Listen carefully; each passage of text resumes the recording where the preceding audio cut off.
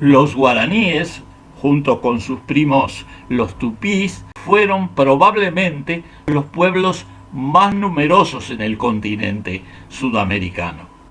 No crearon imperios, pero desarrollaron una cultura y una espiritualidad que en gran medida permitió su supervivencia, sobre todo a través de su lengua, que aún hoy es dominante en una importante región de América del Sur.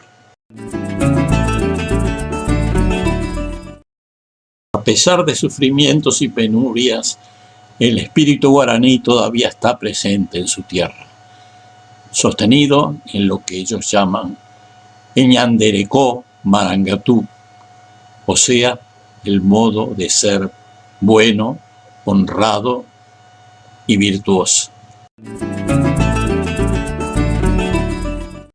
Puede ser que haya un solo Dios y que haya creado el cielo y la tierra, como ustedes dicen. Pero el Papa debía estar borracho al regalar a los reyes católicos tanto territorio que pertenecía a otros. 2 años después de la llegada de Colón a América, los soberanos de España y Portugal acordaban, con la aprobación papal, un tratado en donde se repartían todas las tierras bañadas por los mares de Occidente. Este tratado, celebrado en la ciudad de Tordesillas, fijaba la frontera entre los dominios de ambos países en un meridiano que pasaba aproximadamente por la desembocadura del río Amazonas y por la isla de Santa Catarina al sur. En ese momento, ni los reyes europeos ni el Papa no tenían la menor idea de la existencia de esos accidentes geográficos, ni mucho menos de la configuración de los territorios que se estaban distribuyendo con tanta liberalidad. Las decenas de millones de personas pertenecientes a muchos cientos de naciones que habitaban dichas tierras no imaginaban que unos señores de más allá del océano estaban decidiendo sobre la soberanía de sus propios países. La situación es tan absurda que no valdría la pena ni siquiera comentarla, si no fuera que mucho tiempo después, ese reparto unilateral, arbitrario y disparatado habría de servir de base a las argumentaciones jurídicas geopolíticas en que se habría de apoyar el saqueo y ocupación de la mayor parte del continente americano. Más adelante, la corona española habría de justificar su control sobre los nuevos dominios en una formalidad igualmente absurda. Se trataba de la lectura de un documento o requerimiento en donde se combinaba a los pueblos de cada uno de los lugares bajo su dominio a aceptar al Dios único y al monarca español sin resistencia, so pena de represalias, persecución y esclavización. Este documento era leído en idioma castellano a pueblos que no entendían dicha lengua ni tenían la menor idea de lo que hablaban estos insólitos extranjeros. Muchas veces la lectura se llevaba a cabo en playas vacías, con el único fin de cumplir el requisito legal. Luego del desembarco de Álvaro Cabral en Brasil el 22 de abril de 1500, los portugueses ocuparon la porción oriental de Sudamérica, despojando de sus tierras a varias decenas de pueblos nativos que las habitaban y esclavizando a sus pobladores. Allí instalaron numerosas plantaciones de caña de azúcar, siguiendo su ejemplo en la isla de Madeira, en donde habían utilizado mano de obra esclava guanche, africana y moruna para el mismo fin. Los españoles llegaron al continente sudamericano por el norte, a partir de la península de Paria, visitada por Cristóbal Colón en su tercer viaje, por el oeste, a lo largo de la costa del Océano Pacífico, y por el sur, aguas arriba de los ríos Paraná y Uruguay. Remontaron el río de la Plata, luego el Paraná, y finalmente terminaron en el río Paraguay, en lo que más tarde sería la ciudad de Asunción.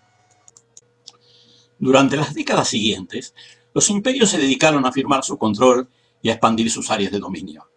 El territorio tupí-guaraní fue invadido desde varios ángulos.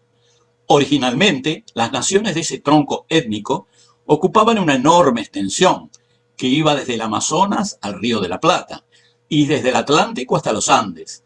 Eran más de 10 millones de habitantes organizados en varios miles de comunidades y aldeas. Al pretender ocuparla, los europeos enfrentaron enconada resistencia. Las rebeliones de los guaraníes contra los españoles comenzaron casi inmediatamente de su llegada. En 1539, menos de 2 años después de la fundación de Asunción, un grupo de guaraníes atacó a los colonos en plena misa de Semana Santa. 3 años más tarde, se produjo un alzamiento que solo pudo ser reprimido gracias a una alianza española con los pueblos chaqueños, enemigos tradicionales de los guaraníes. Cuando se instauró el sistema de encomiendas, por el cual se distribuían las personas entre los encomenderos para que estos dispusieran de ellas a su antojo, la revuelta se generalizó. La encomienda iba contra el grano básico de la sociedad guaraní. No solo se pretendía que el mando se ejerciera independientemente de las relaciones de parentesco, sino que además no incluía ninguna actividad complementaria. Los nuevos jefes exigían dictatorialmente todo tipo de servicios a cambio de nada.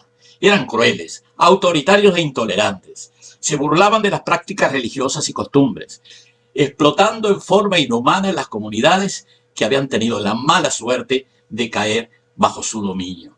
Por 1570, la situación estaba fuera de control. La rebelión guaraní parecía invencible. Entre 1537 y 1616 se registraron nada menos que 25 rebeliones de los guaraníes contra la colonización española.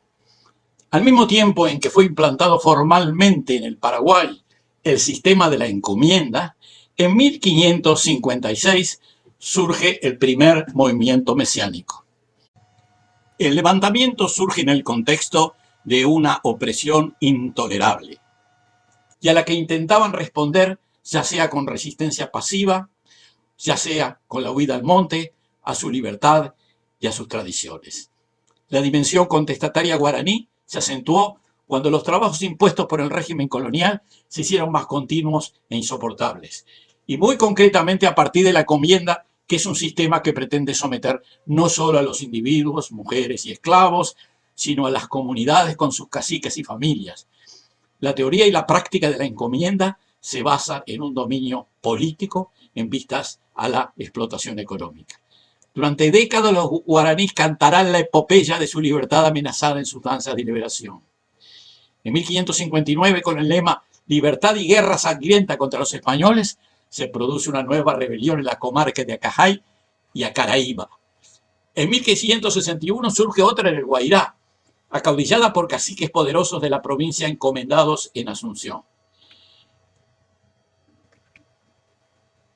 El levantamiento de Oberá, en la región de Guarambarí, por el año 1579, fue el más importante. Oberá, que quiere decir resplandor, era un guaraní bautizado oriundo de uno de los pueblos encomendados a los españoles. Intérprete de la opresión en que vivían los guaraní, Oberá, con su rara elocuencia, verdadero señor de la palabra, ofrecía a su gente que lo liberaría de la tiranía de los opresores.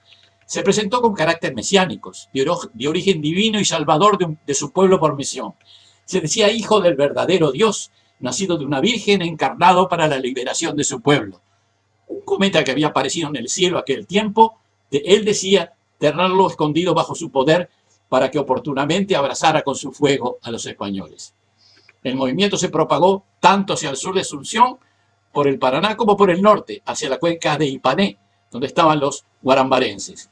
Los guaraníes de Oberá cantaban ininterrumpidamente durante días, incluso varios mestizos se plegaron a la rebelión. Pero al fin el movimiento fue dominado por Juan de Garay.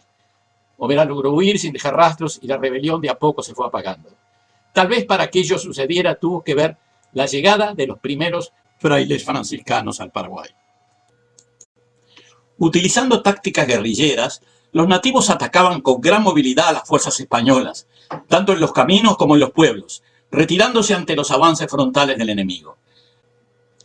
Fue en ese momento crítico cuando llegaron los primeros representantes de la orden de los frailes menores o franciscanos.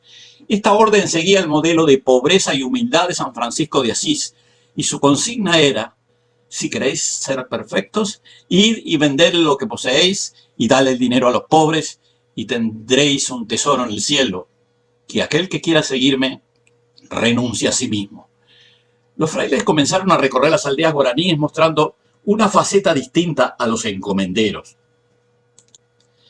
predicaban con ejemplos de austeridad y sacrificio que impresionaban favorablemente a los guaraníes, quienes tenían esas virtudes en alta estima.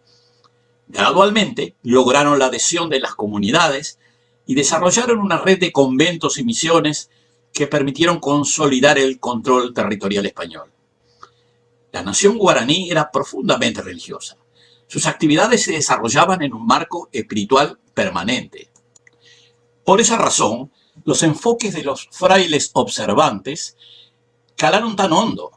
Numerosas aldeas adoptaron las modalidades ceremoniales y religiosas del cristianismo, que era compatible con la propia visión espiritual tradicional guaraní. Más tarde, los franciscanos se agregaron los jesuitas, quienes establecieron misiones hacia el este, en el Guairá, hacia el noroeste, en los llanos de Chiquitos, y hacia el sur, en la sierra de Tapes. Pero esa es otra historia que continuaremos en la segunda parte de este video.